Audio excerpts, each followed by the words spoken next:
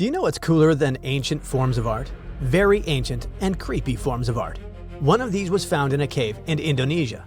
On the wall, there was a strange drawing that was made about 67,800 years ago. What's also strange is that people were drawing at such an early time at all. Scientists used to believe that the human urge for creativity appeared much later, but let's step into the cave and take a closer look at this work. Scientists discovered a strange picture on the tropical island of Muna, off the southeastern coast of Sulawesi. Here, there is a cave that locals call Liang Metaduno. In a sense, this place can be called an exhibition of ancient art. Human figures, boats with people, riders, and other unusual drawings were painted here in red, brown, and black pigments. But recently, scientists found something even older and stranger. All the images in this cave were drawn several thousand years ago. However, the newly discovered drawing turned out to be more than 67,000 years old. So, on the ceiling, next to a brown drawing of a chicken, specialists discovered two hands. One of them had a pointy finger that resembled an animal's claw. So, what does it mean? Scientists believe that the author somehow expressed the relationship between humans and animals. But the very fact of drawing such a hand is also surprising. Usually in cave paintings, we see images of small human figures or animals. But here, the author decided to trace their own hand and add a claw to it. This work shows the artist's intention.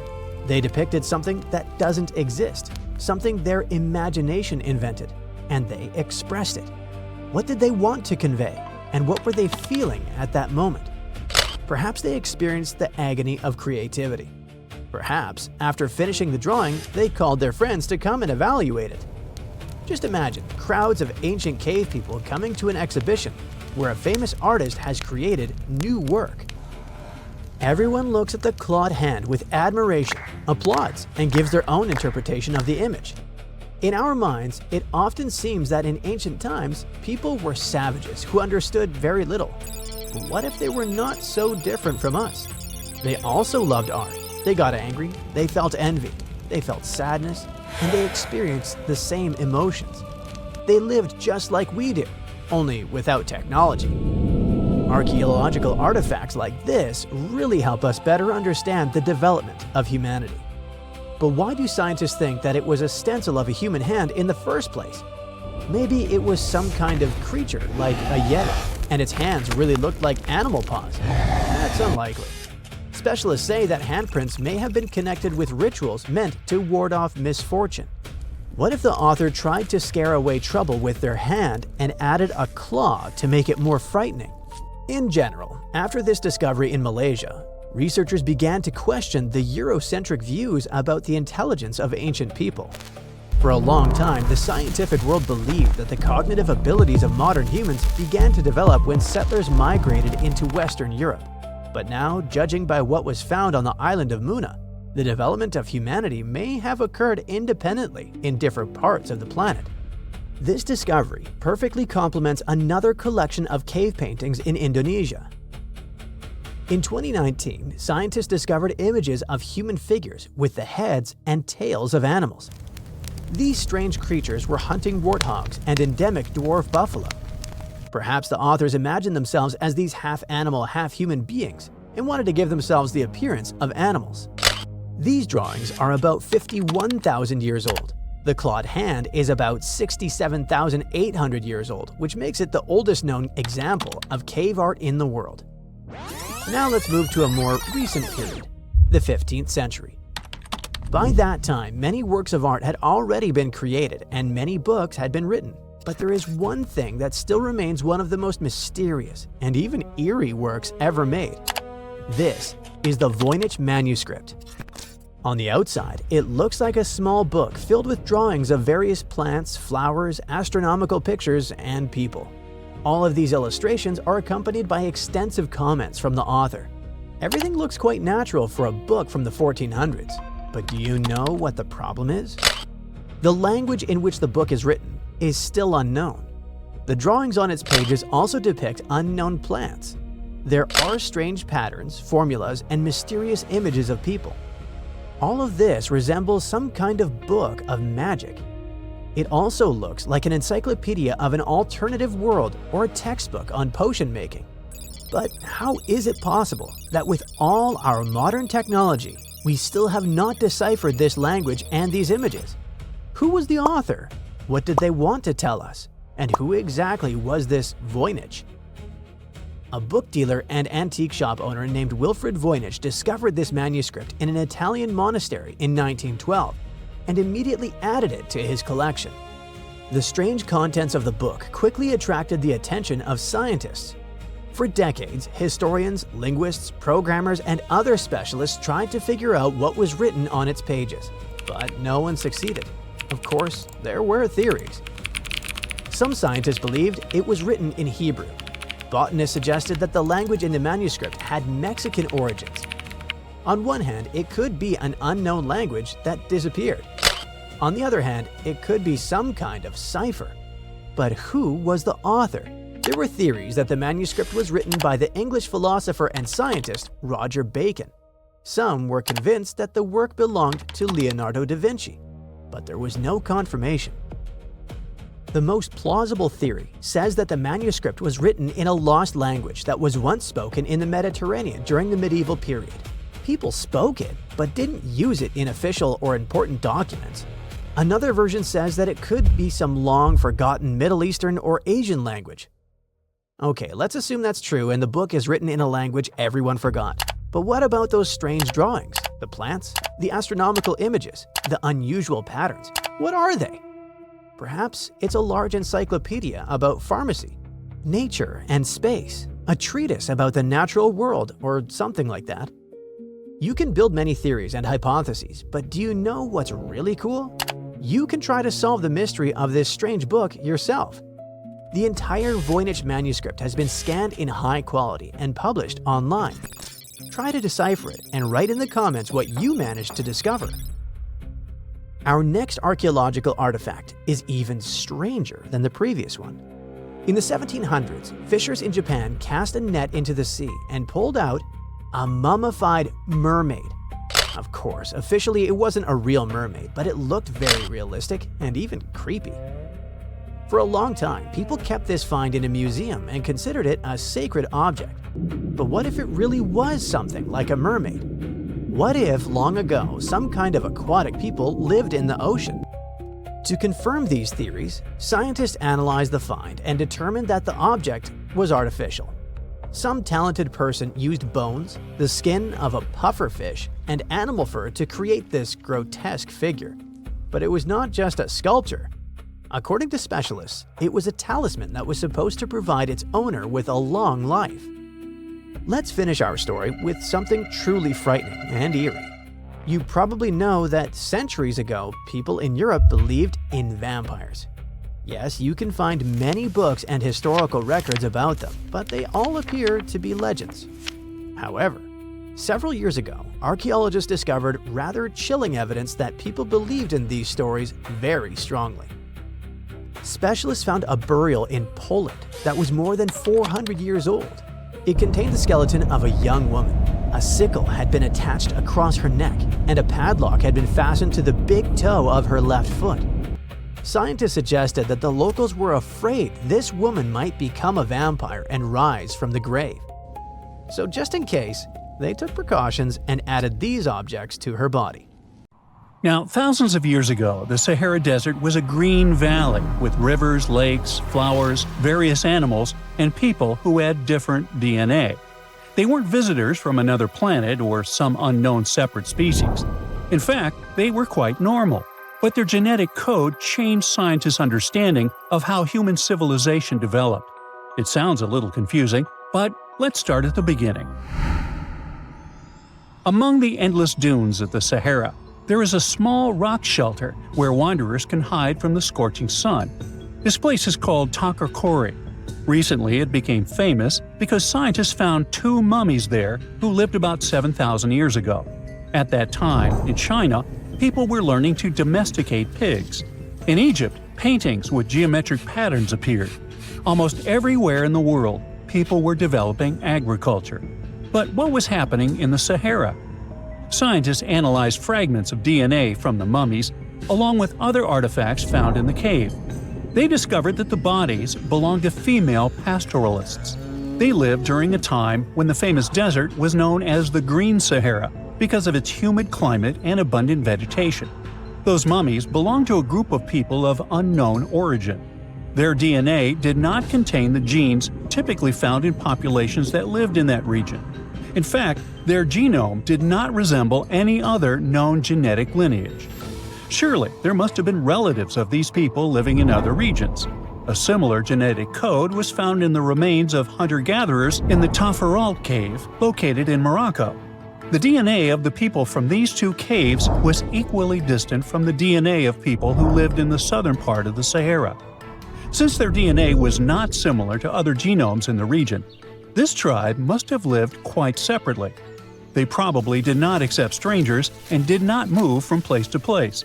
They simply didn't need to, since the Green Sahara had everything necessary for life: a good climate, water, and food.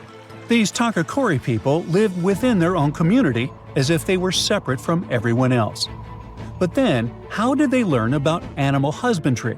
Today, breeding bulls, goats, and other animals seems completely natural, but in the distant past, it was a real breakthrough. Farming and cattle breeding technologies developed around the world during mass migrations. Imagine a small indigenous group living in the Green Sahara.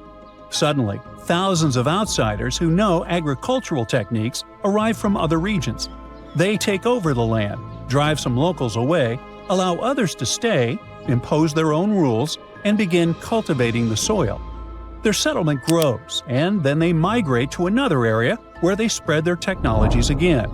That's how progress developed in the past, at least that is what scientists thought. Of course, during these migrations, different people mixed with each other, which introduced great diversity into the genetic code.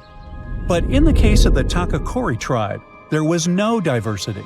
They were not attacked, and large-scale migrations did not affect them in any way. So the question arises, how did they know about cattle breeding? This is what surprised researchers. We were convinced that agriculture spread exclusively because of large-scale migrations. The discovered mummies showed scientists that people simply exchanged knowledge and culture. Perhaps a traveler came to the Takakori settlement, showed them how to breed animals, and left. No genetic mixing occurred, which is why they retained a distinct and separate genetic code. It's also possible that someone from Takakori traveled elsewhere and returned with new knowledge about herding. No one conquered anyone. No one imposed their knowledge or rules. In other words, they did what modern people do. They shared experience and knowledge.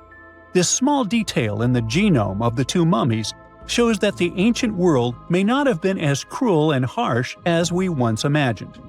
In a sense, the genetic material inside those mummies tells the story of how the technological and cultural development of humankind has changed over time. But there's also the reverse situation, when the development and progress of human civilization shape our genome. What? It sounds strange. Do microwave ovens affect our DNA or something like that? No, it's much bigger than that. Our DNA was changed by fire. If you look at us through the eyes of nature, we are very strange creatures because of our weird relationship with one of the most dangerous elements in the world. But what's so strange about it? Well, just look at nature. Did you see how people in thrillers about wildlife scare away wolves and bears with fire? It's because it really may work, since many animals are afraid of fire and stay away from it. Some lizards learn how to survive wildfires by hiding in already burned bushes, places where the fire will not return. Evolution has made nearly all living creatures avoid fire, but not humans. We're the only species on the planet that does not run from fire but uses it. No other animals live under a constant risk of burns. Evolution was not prepared for this and had to rapidly adjust our genes to match our behavior. The technology of controlling fire is one of the oldest in the world. We used it to keep warm in cold climates, cook food, produce metal and ceramic objects, build homes, and conquer territories. We put hot food into our mouths and drink hot tea. We're the only creatures on the planet that voluntarily put a potentially dangerous source of heat into our mouths. and this has been happening for thousands of years. Fire is still an essential tool, and all this time, we've been getting burned. No other species on Earth experiences anything close to the number of fire-related damages that humans do. And it's not just about our past. Even today, we interact with burning gas stoves, red-hot car radiators, and boiling water in kettles and saucepans. What about risky equipment in factories? The danger has not disappeared. Surely every person has had a small accident with something extremely hot. I know I have. As a result, through evolution, we developed a unique genome unlike that of any other living being. When we touch something hot and our body begins to heal the damaged part, it feels like a natural ability. But this healing depends on specific genetic mechanisms. Without them, even a small accident could cause serious problems. The development of these genetic adaptations was a complex and lengthy process, since changes in DNA do not happen quickly. While humanity was adapting to fire, intense natural selection was taking place. Some scientists even suggest that we are descendants of those who recovered from burns more quickly than others.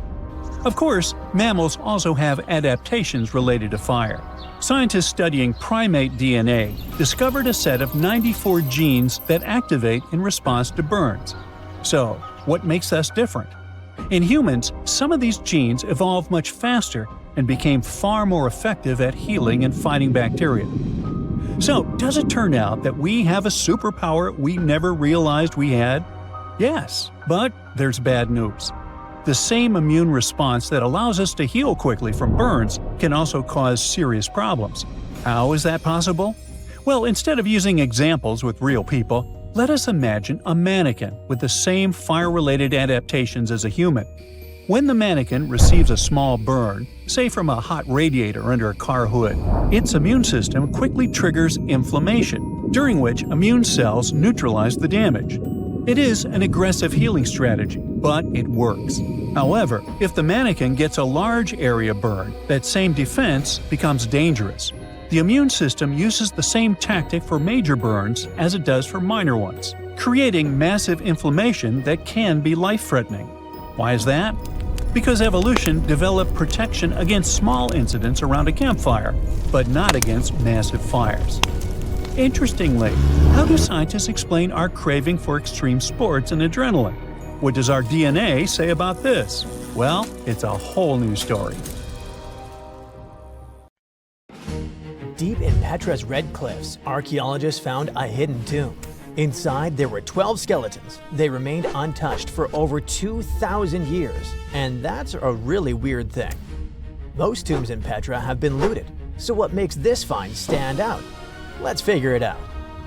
This is the ancient city of Petra. Its huge sandstone cliffs are hard to forget. No wonder it's one of the new 7 wonders of the world. The buildings here are carved straight into the rock, and it already makes the place look unreal. But Petra has also been a star in the archaeology world for a long time. Once, Petra appeared in the movie Indiana Jones and the Last Crusade. Some scenes were filmed right in front of the famous building called Al-Khazne, or the Treasury. But recently, something even more exciting happened there in real life. A TV team from the show Expedition Unknown came to Petra to film a new investigation. And while they were there, archaeologists made a huge discovery. They found 12 human skeletons and several ancient objects. All of them were buried under the ground in front of the treasury, hidden there for about 2,000 years. Archaeologists didn't start digging right away. First, they used a special tool called ground-penetrating radar, something like an X-ray for the ground. Instead of guessing where to dig, the machine scans underground and shows shapes that might be tombs or empty spaces. Anyway, when the team looked at the radar data, something interesting showed up. The patterns looked very similar to places in Petra where tombs had already been found before. That was a big clue that something might be hiding underground. After seeing the results, the authorities of Jordan gave permission for the excavation. That's when the team finally started digging under the famous site. And that's how they uncovered the skeletons and ancient artifacts. Interestingly, many tombs in Petra have been found completely empty, because over the centuries, anything valuable was taken by looters, or simply disappeared with time. But this tomb was very different. Inside, the team discovered 12 human skeletons and a few ancient objects. Some of the bones even had mold on them. That happened because Petra is carved into sandstone cliffs. Sandstone is quite porous, which means it can soak up water like a giant sponge. The area sometimes floods, and moisture likely slowly made its way into the tomb. Along with the skeletons, the archaeologists found stuff made of bronze, iron, and ceramic. One object stood out: a ceramic chalice resting in the arms of one of the buried people. It was almost as if the person had been holding it when they were laid to rest. Mysteriously, the cup looked a lot like the Holy Grail from the Indiana Jones movie. The famous building above the tomb, the Al-Khazneh, stands near the main entrance to the city. It's believed to be at least 2,000 years old. This huge structure is carved directly into the sandstone cliffs. Today, it's one of the most recognizable landmarks in the world. But even though the treasury is so famous, archaeologists still don't fully understand its history. One reason is that many of the nearby tombs didn't contain many artifacts, and without things to study, it becomes much harder to figure out exactly when the building was made or how it was used. That's why the team was so excited. The discovery could help them learn more about the ancient people who lived in Petra and built the city. The location of the tomb might already be an important clue. You see, being buried right in front of the treasury was probably a huge honor. The human remains themselves could also tell an interesting story. The skeletons were still lying in their original positions without being moved around or disturbed by looters. That's why scientists can study them much more carefully to learn things like how old these people were, how they lived, or if they were healthy. We could also learn more about the place those people called home, the ancient city of Petra. It was built more than 2,000 years ago by the Nabateans.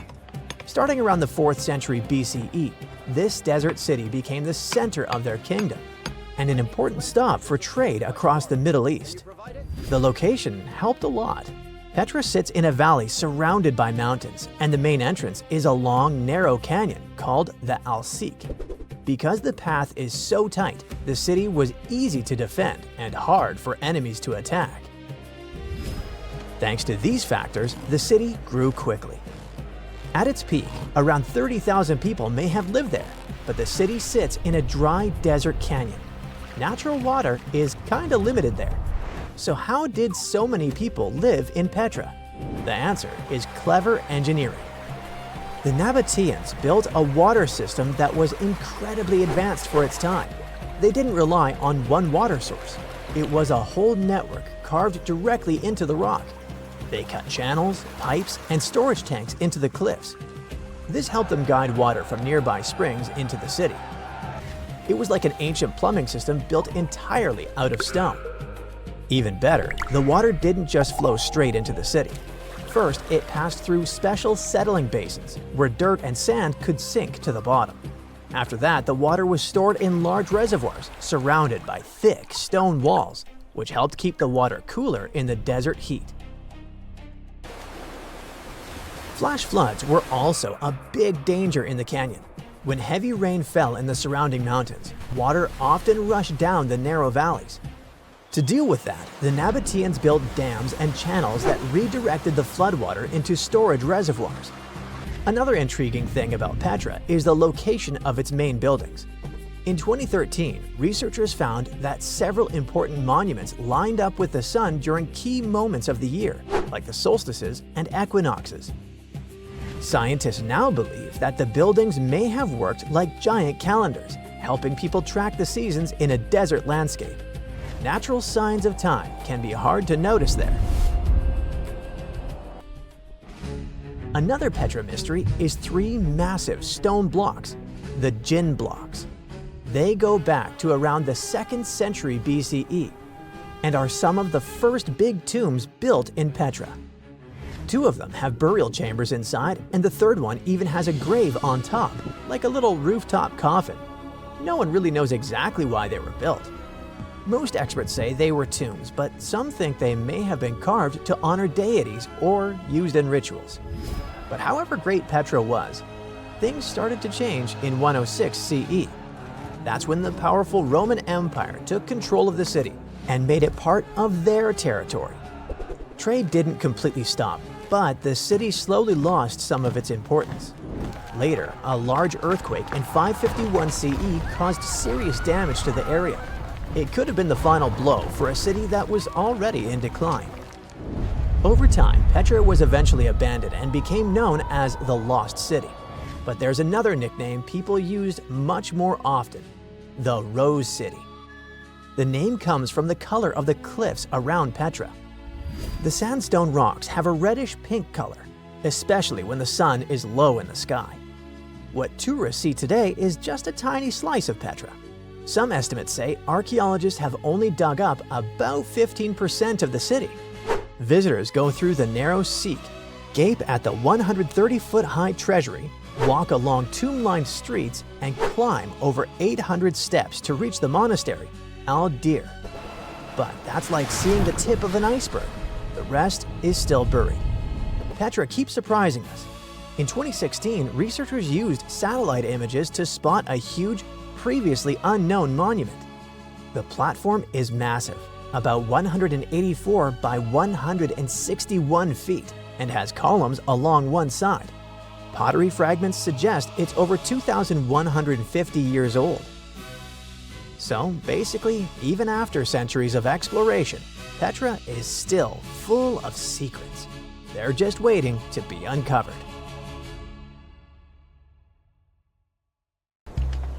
We all know how it goes. Homo sapiens are way smarter than Neanderthals. Neanderthals were primitive, and we're much cooler than they were, right?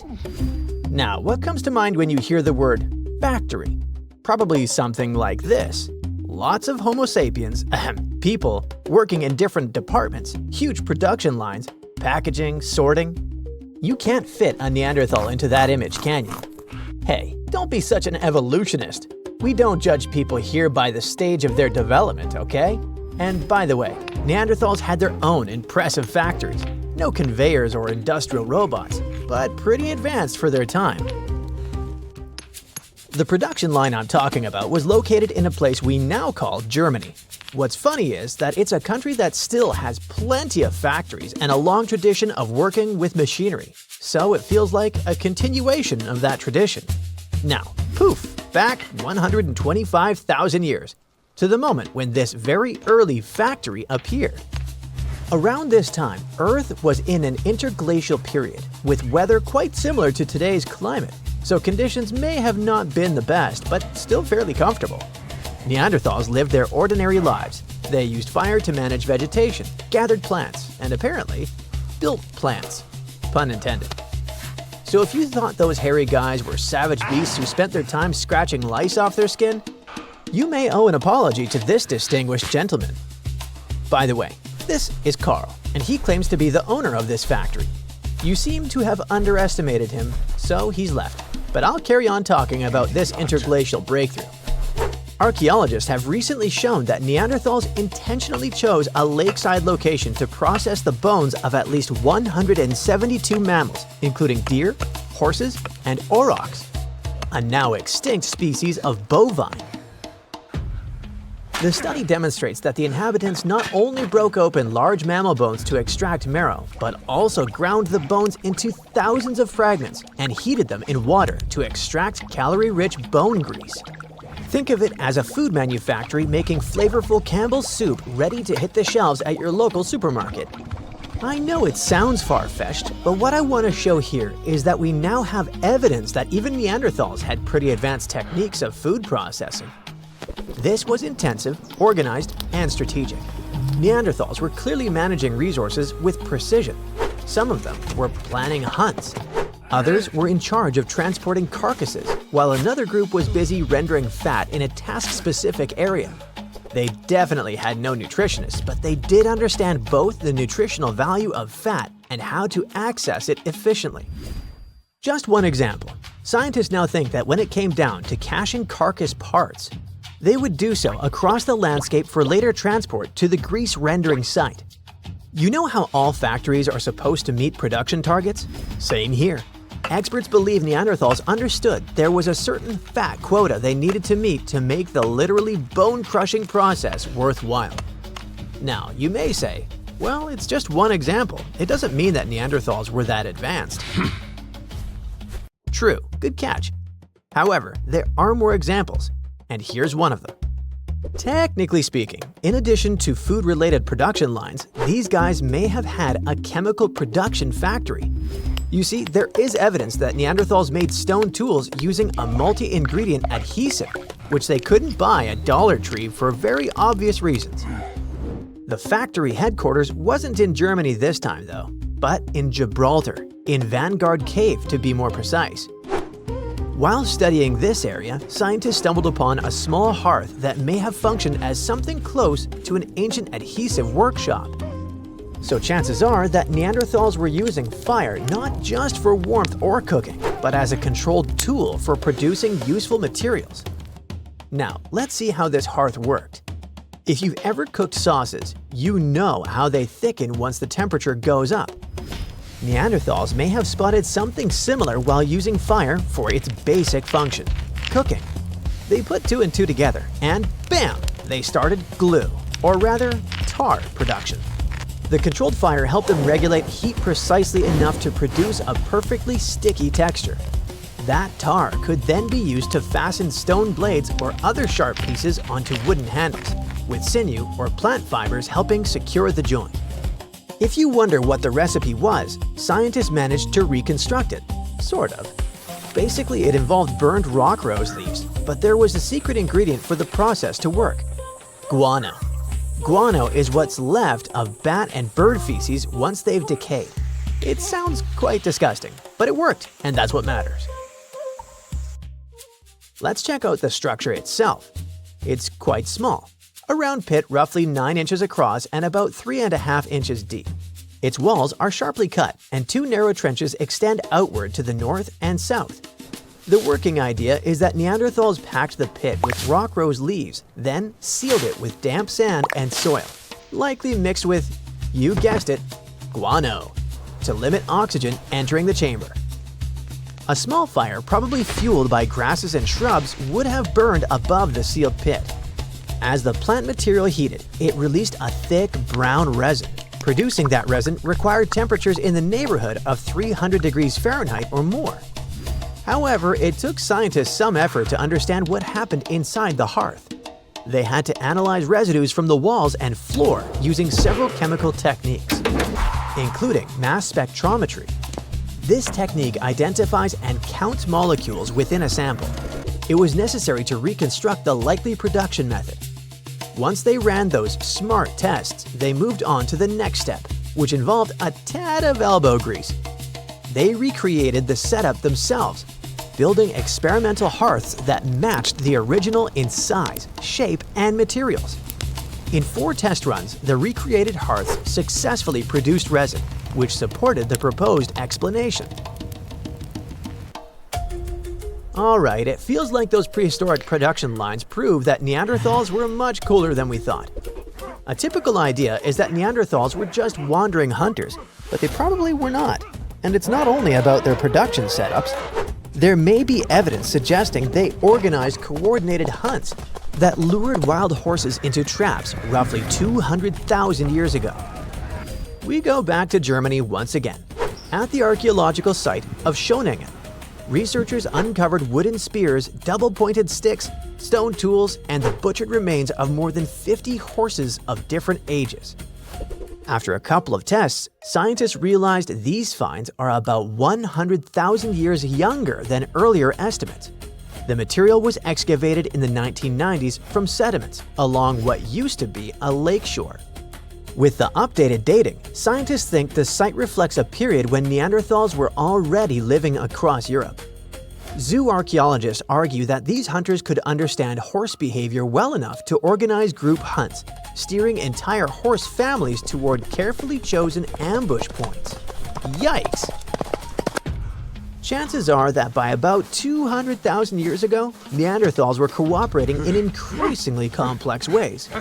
Organized hunting, shared planning, and coordinated action may have been part of their social life, and they could have possibly reached levels similar to those seen in early Homo sapiens communities.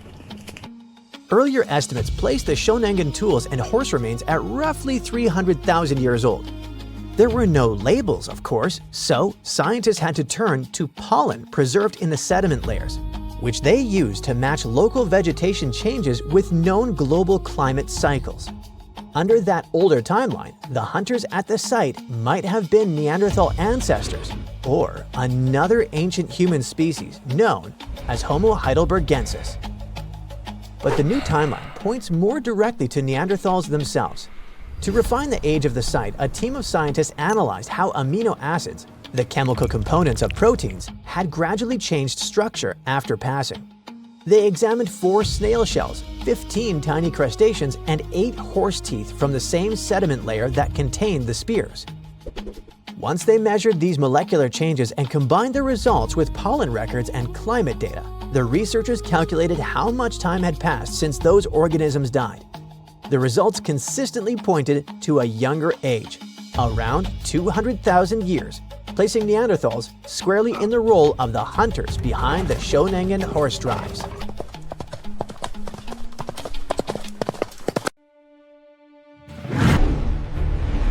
The ocean had a king 190 million years ago, and that creature was just the size of a dolphin. But it still kept everyone else in fear. A fossil collector found its relics in the rock at England's famous Jurassic Coast near a place called Golden Cap in Dorset back in 2001. For centuries before that day, people just walked over it and never noticed this treasure. Then it traveled all the way to a museum in Ontario, Canada. But it was still there until, in late 2025, scientists realized they weren't looking at just another sea reptile, but at something unique, the only known specimen of its species. The find received a nickname, the Sword Dragon of Dorset, and got the attention of the scientific world. Ichthyosaurus, the group this animal belongs to, spent their lives in the ocean, but they don't have much in common with fish. Think of them as the marine equivalent of dinosaurs' cousins. For millions of years, they ruled the seas the way sharks and whales dominate today. But the sword dragon didn't have much in common with those bad guys. This creature stretched just about 10 feet long and had a pretty unusual appearance. Many ichthyosaurs had thick skulls and strong jaws, which were just perfect for crushing prey. Instead, evolution gave our guy an incredibly long, narrow snout attached to a high-speed body. Researchers think it used that snout to slash through schools of fish and squid and to stun or slice prey before swallowing it. And the eyes of our sword dragon worked like giant camera lenses. They pulled in every bit of light available, so the animal could see in places where most predators would be almost blind. And in the ocean, where sunlight doesn't travel very far underwater, it's a huge advantage.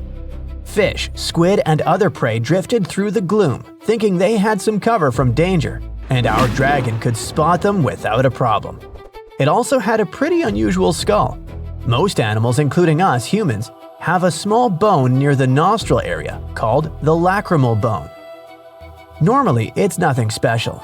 But on the sword dragon, it had odd little prong-like projections sticking out from it, something paleontologists had never seen on any other ichthyosaur before. In paleontology, those tiny details are everything. They become clues that tell scientists they're not looking at a completely new species that lived millions of years ago.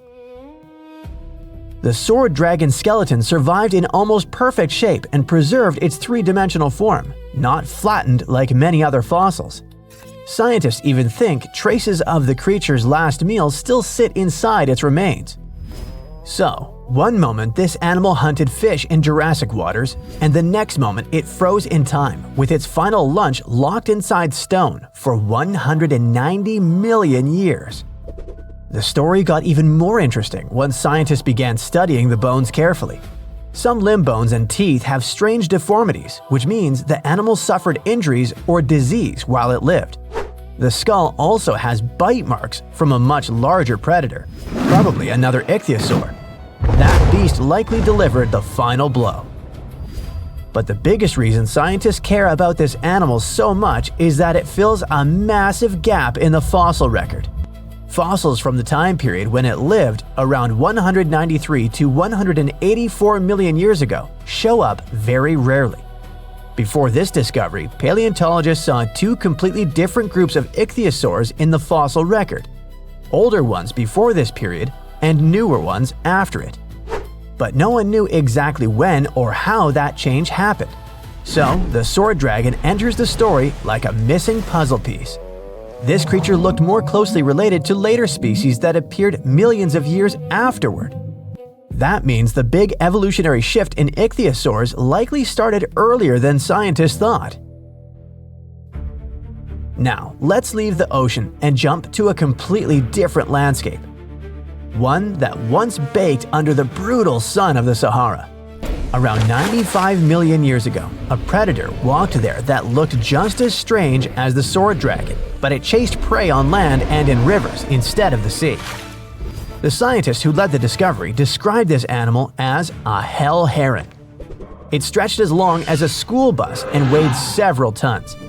Its skull had long crocodile-like jaws filled with conical teeth, so it could easily grip slippery fish for lunch. But the really weird part was a crest on its head shaped like a curved blade, a scimitar. It looked so unusual that scientists didn't even recognize the species when they first uncovered the bones in 2019. They only understood what they had after they returned to the site in 2022 and collected more fossils. Researchers find spinosaurs in rocks that formed near ancient coastlines, which clearly shows us that those creatures took their food from the sea. But this one turned up hundreds of miles from any prehistoric sea. The land around it once had forests and rivers instead of desert dunes. That means this giant predator probably went into freshwater ecosystems to look for food there, instead of coastal waters. So it looks like this massive dinosaur was wading through water up to 6.5 feet deep, standing on sturdy legs while scanning the surface for fish. Instead of diving like a crocodile, it likely waited patiently and then snapped its jaws shut in a lightning-fast strike. More than 200 million years ago, another strange survivor swam through freshwater lakes and slow-moving rivers in what is now Zimbabwe, an extinct species of lungfish. Unlike most fish, lungfish can actually breathe air. They have organs that function like primitive lungs, which allows them to gulp oxygen directly from the atmosphere when water becomes too stagnant or low in oxygen. In a way, they live between two worlds, part fish, part early experiment in the transition toward land animals. And that superpower makes lungfish really important to scientists. They are the closest living relatives to the ancient ancestors of all four-limbed animals. There used to be a gap in our knowledge of these creatures, but the new discovery helped fill it. Now we know that many lungfish may be more closely related than they used to think, and scientists can now better understand how these creatures survived for hundreds of millions of years. In a way, lungfish are one of evolution's masterpieces. This ancient blueprint kept working when entire worlds of species were born and vanished around them. Now let's travel even further back in time, way before dinosaurs ruled the planet.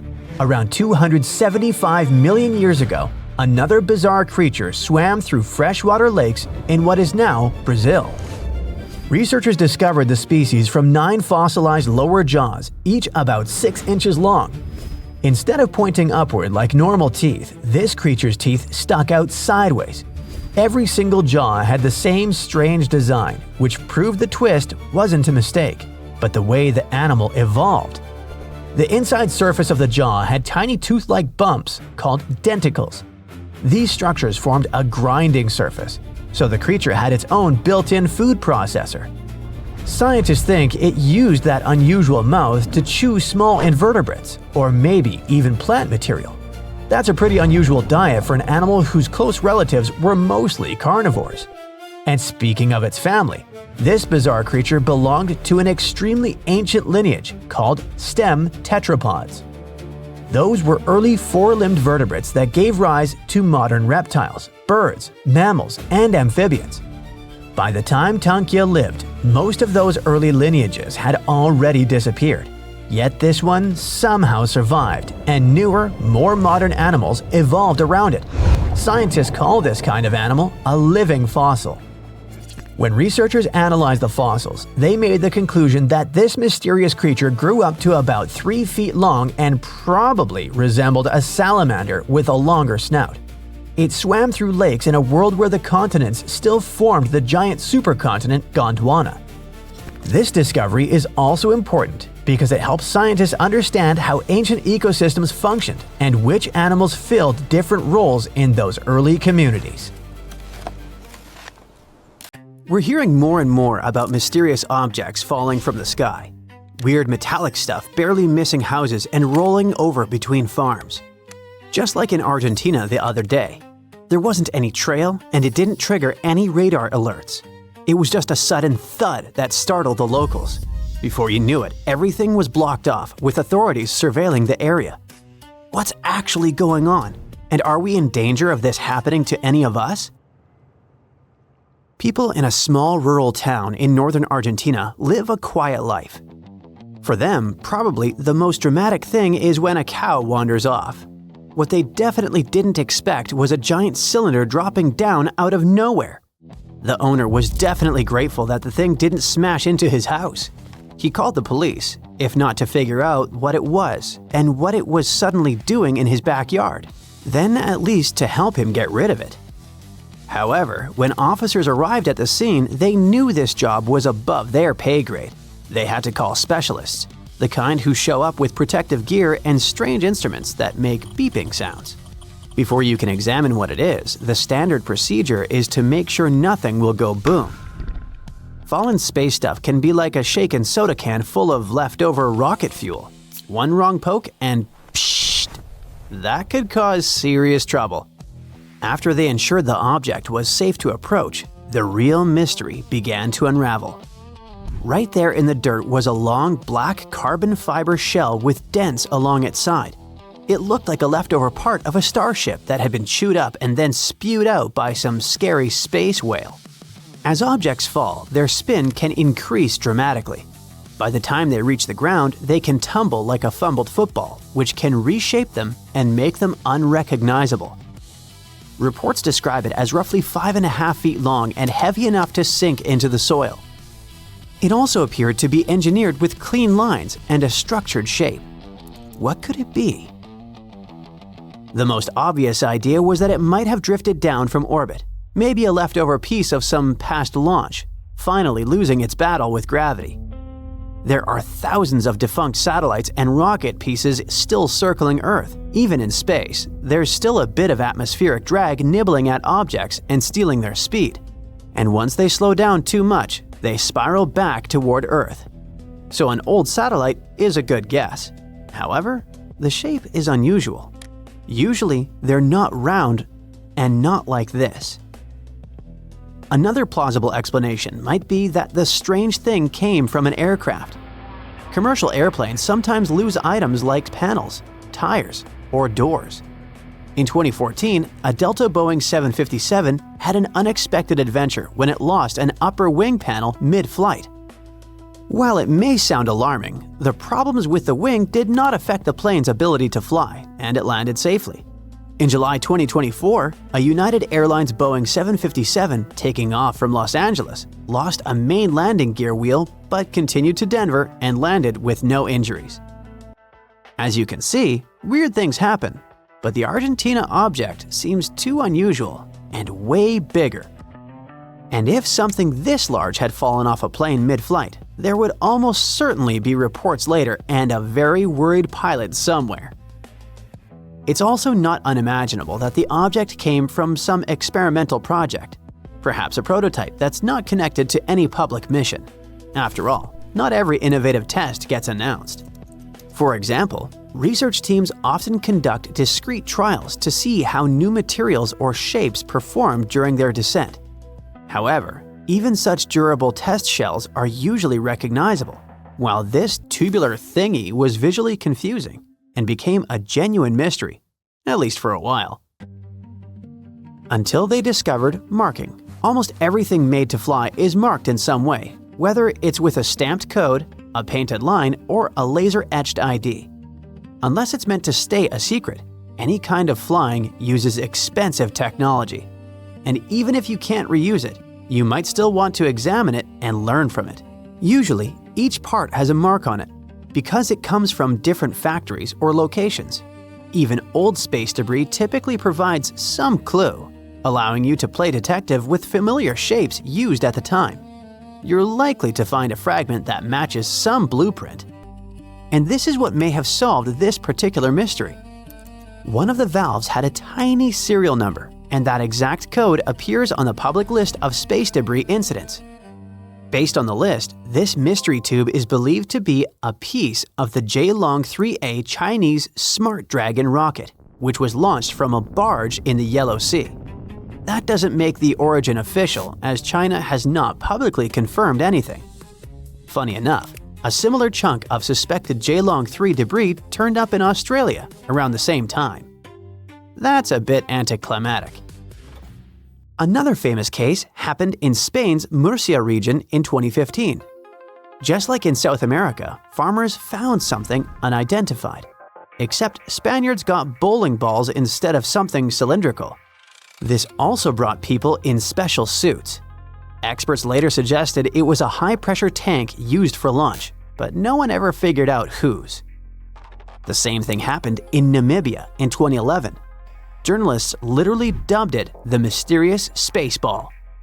Villagers discovered a scorched, hollow metal orb sitting out in the open, looking like it had rolled straight out of a factory.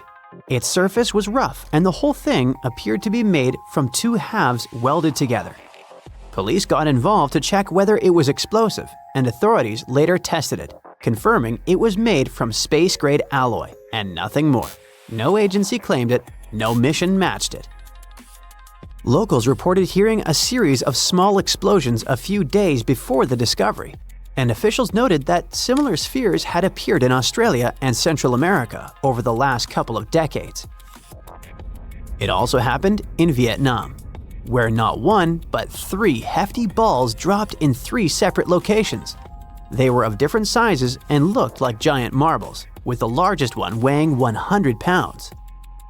The investigators think the globes might be leftovers from a botched satellite launch. The mild damage suggested they fell from a relatively low altitude. Authorities are on the same page, saying it's likely something that originated from orbit, but they can't tie it to any specific mission. In India, Gujarat villagers also found huge pool balls. All these falling objects point to a much bigger issue. The space around Earth is getting really cluttered. Over the decades, low Earth orbit has begun to resemble a storage room that nobody has cleaned out. While most of the debris burns up when it re-enters the atmosphere, as you can see, heavier fragments can survive the fall and land somewhere on Earth. No wonder nobody wants to take the responsibility. It would be like admitting you left garbage on a highway that caused a traffic accident, but it gets even worse on a much bigger scale. Researchers warn of a phenomenon known as the Kessler syndrome. That's the nightmare scenario where one collision causes another and another and another, until orbit basically turns into a shooting gallery of high-speed chunks of metal. The idea is that one collision can trigger a runaway chain reaction, turning orbit into a fast-moving cloud of debris. If that ever really kicked off, certain orbits could become too dangerous to use. Earth could become essentially fenced off by the junk we have created ourselves. It could lead to a future where satellites and starships avoid cosmic debris, like in a video game. It's not all that dire, as scientists are well aware of the issue and are working on ways to address it. Right now, some scientists are probably tossing around ideas like using nets, capture missions, and even laser nudging. Cleaning out our orbit should be a priority. We definitely don't want future visitors from distant galaxies avoiding us just because they don't feel like dodging our messy driveway full of space litter. Waves are crashing higher than ever before, about to swallow one of the world's most mysterious islands. By 2080, rising seas could crash all the way up to Ahu Tongariki. It's the famous ceremonial platform on Rapa Nui, aka Easter Island. Unfortunately, that's not just a guess. Researchers at the University of Hawaii at Manoa have already run the numbers and shared their findings in the Journal of Cultural Heritage. Their study shows that up to 51 other cultural landmarks, including the iconic Moai statues, could face flooding. But before we get to all that drama, let's learn more about Rapa Nui itself. This is the original name of Easter Island. People from Polynesia settled there way back, around 300 CE. Once they made themselves comfortable, they started creating their own wild and creative culture. Between the 10th and 16th centuries, they built massive ceremonial platforms called ahu and huge statues called moai, made to honor ancestors. Those giant figures still stand today, giving the island a mysterious vibe. Rapa Nui National Park protects all this.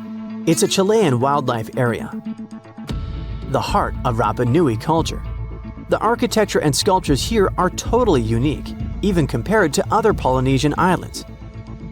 Easter Island is super remote, literally the farthest inhabited island in the world, sitting 2,300 miles from mainland Chile. The island covers 64 square miles, and the World Heritage Site takes up about 27 square miles, including 4 tiny nearby islets. Rapa Nui National Park is full of archaeological treasures.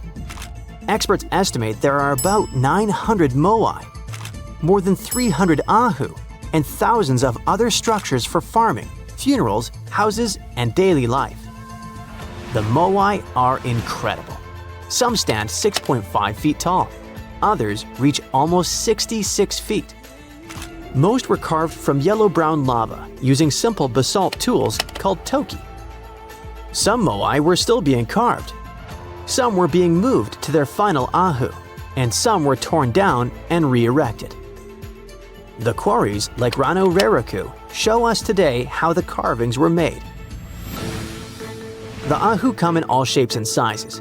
The biggest is Ahu Tongariki, with 15 moai lined up on top of it. Most ahu have a raised platform of carefully worked stones, a ramp, often paved with smooth beach pebbles, and a flat area in front. Rock art is everywhere. You can find pictographs and petroglyphs in all kinds of styles. Caves hide even more carvings.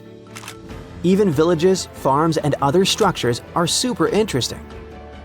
By the 16th century, according to studies, the Rapa Nui society faced a big crisis. Natural resources ran low. The culture started to change.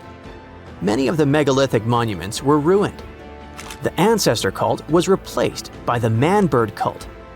It was centered in Orongo by the Ranokau volcano. There are 54 semi-underground stone houses there, all shaped like ellipses and decorated with carvings about birds and fertility. This cult lasted until the mid-19th century. It's probably no wonder that colonization brought huge changes. Livestock, forced relocation, and diseases cut the native population to barely over 100 people. Today, the island is home to descendants of the original Rapa Nui people as well as immigrants. They try to keep the culture and still live in the modern world. Sadly, all that heritage might be lost soon, for good. And if nothing is done, rising seas could put Rapa Nui's UNESCO World Heritage status at risk. Scientists say that knowing these risks are just the first step. If we actually realize what's happening, we can figure out how to protect ancient monuments. The team wanted to see just how bad rising seas could get for Rapa Nui. So, they built a digital twin of the island and ran insanely detailed computer models to track waves along the shore. Then they stacked those flood maps on top of data about all the cultural landmarks which they got thanks to local partners. They wanted to see which ones would get hit first. The results were pretty intense. Sea level rise is threatening coastlines everywhere, but the question now is when and how bad. The researchers' timeline shows that waves could crash all the way to Ahu Tongariki by 2080. That's the famous platform with the moai statues, the heart of the island's culture. The data is clear and the clock is ticking. The island's people need to start planning now before the sea starts taking what's theirs. And Easter Island isn't the only potential disaster site suffering from the elements. The old city of Chanchan in Peru is feeling the heat from extreme weather. It used to be the capital of the Chimu Empire and is basically the biggest pre-Columbian city made out of earth in the Americas. The place was super advanced for its time. They had smart city planning, organized society, irrigation systems, and some amazing art.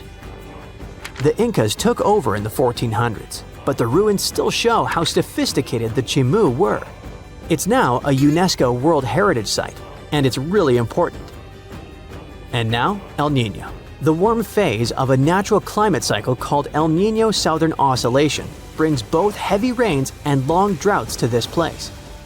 These ups and downs have happened forever, but now they occur more often. Besides, rising groundwater is making the buildings unstable.